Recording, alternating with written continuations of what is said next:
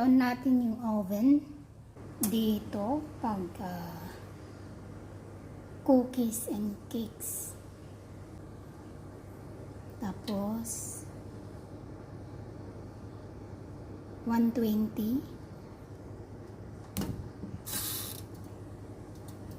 Yan yung timer under. So kunin natin yung tray. Dito natin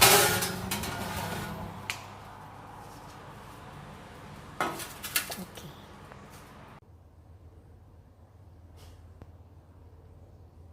So ito guys, magluluto ako ng peanut butter cookie. So meron ako dito half cup of white sugar. Pwede kayong gumamit ng 1/4 brown sugar and 1/4 white sugar. Tapos ito yung 1 egg, half cup of butter, half cup of peanut butter, half teaspoon of baking soda, or half teaspoon of baking powder. So, tsaka asin ako dito, half teaspoon. Itong flour ko, ang measurement niya is 1 cup at tsaka 1/4 cup. So, bale 1 and 1/4 cup.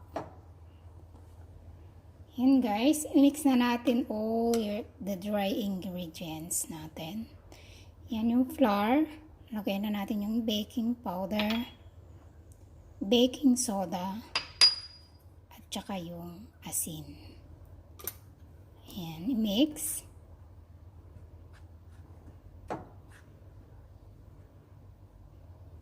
Yan.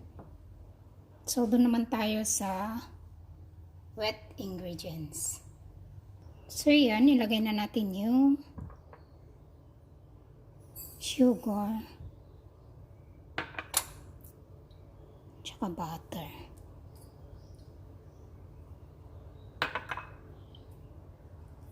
I-mix natin muna to.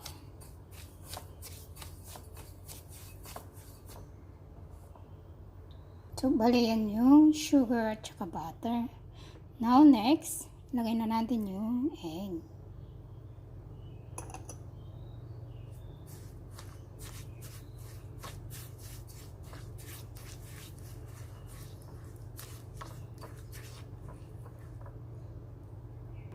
So, ayan guys, na-mix na siya. Ngayon, ilagay ko na yung peanut butter.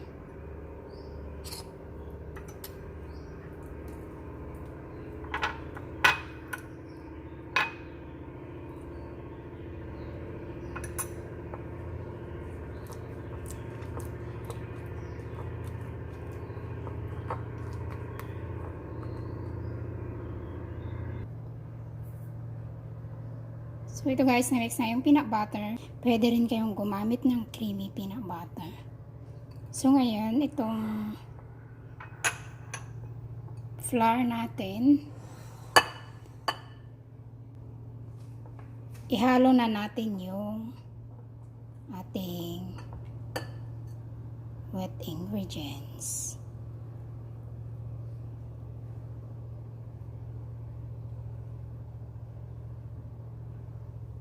Yan.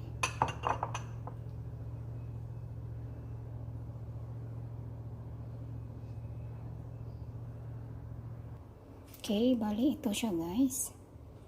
Ngayon i-mix natin ng maayos.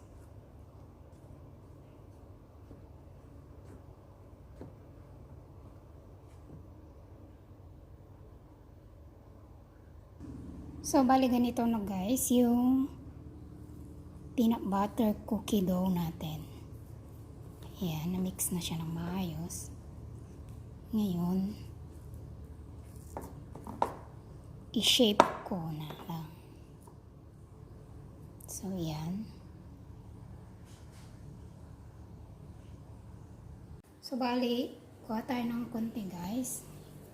I-roll natin na ganito. Flatten. Tapos, ilagay natin dito sa baking dish. Lagyan natin ng style. Ayan, tapos sprinkle siya ng kunting sugar.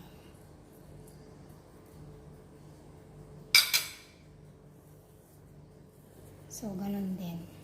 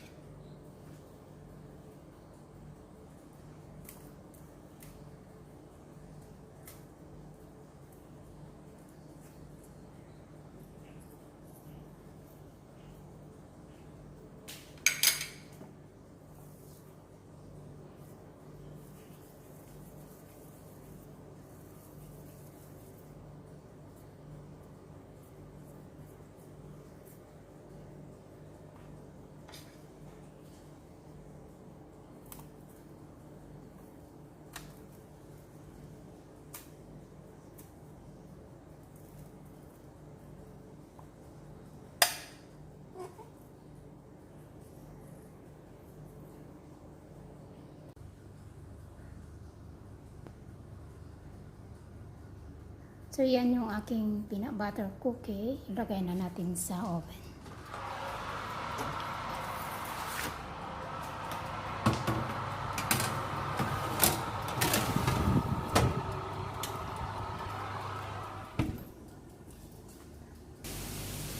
So, yun yung cookies natin, guys. So, check natin kung luto na.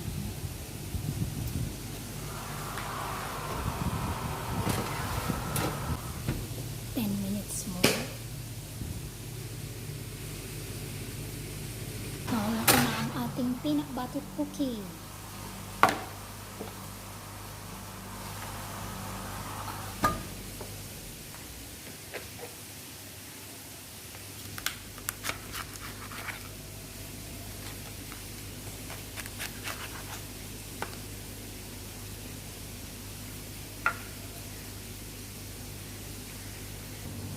So ito guys, yung aking peanut butter cookie.